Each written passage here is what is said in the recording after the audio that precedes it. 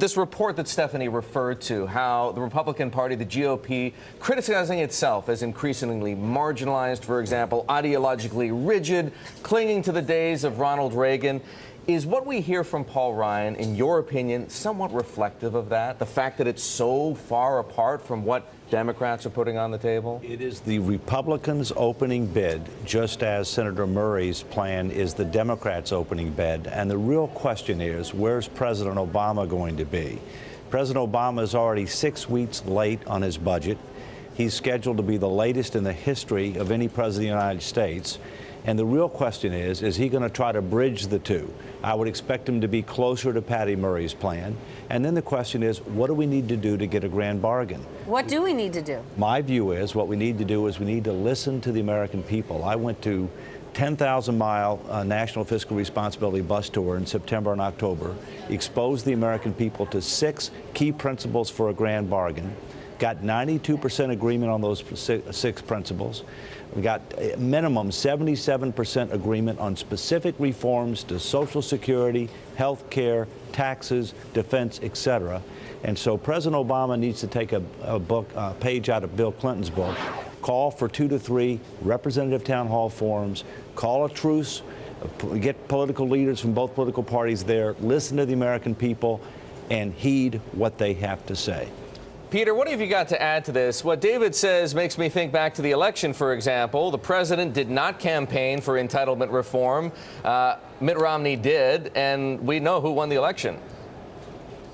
Well, that's right. And, you know, of course, everyone's watching to see what President Obama does, because to some extent, Eric, and I want to get David Walker's take on this, what Paul Ryan is making the case for, and some Democrats are making the case for, is that the president is not irrelevant at this point, but that if he leaves this to lawmakers to do the regular order, to let the budget committees try and work these differences out, let lawmakers do what they're hired to do, and that is legislate here in Washington, then maybe that might produce a better result, because the president hasn't come up with a deal with John Boehner up to this point. Leave the president out of this. Let the lawmakers do their work. David Walker, can regular order succeed where John Boehner and President Obama have not?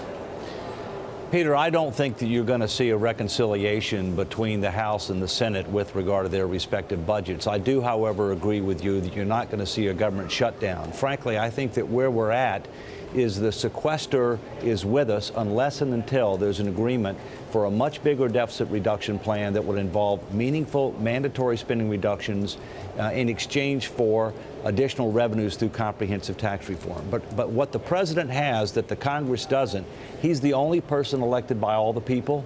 He's got the bully pulpit. He can help to be able to bring people together through public opinion without attacking. In other words, bring people together. Don't attack people. That's what's needed. David, isn't a continuing resolution, which is what would be required to keep the government from shutting down in the absence of a new budget, just a shocking abdication of responsibility?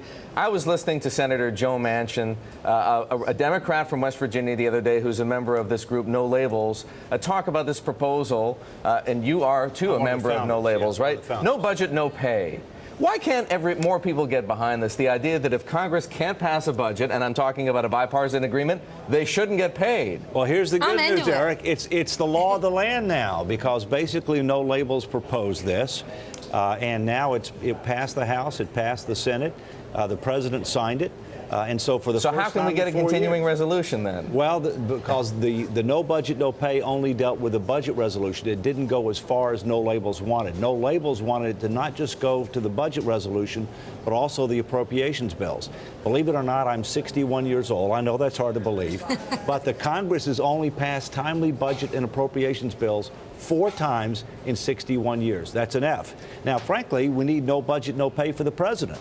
Then what gives you any confidence that we're going to get out of this gridlock state? We're so far to the right, we're so far to the left, and we haven't heard from the president. Why do you have any confidence that we are going to move forward? There's only 2 ways that we're going to get a grand bargain. Either A, because we have a crisis like some European countries and we have to do it, which is the stupid way to do it, okay? But you got to keep in mind, Washington is a lag indicator. Or B, we get some leadership, we go to the people and demonstrate that the people are actually willing to accept tough choices if it's part of a comprehensive plan that they deem to be fair.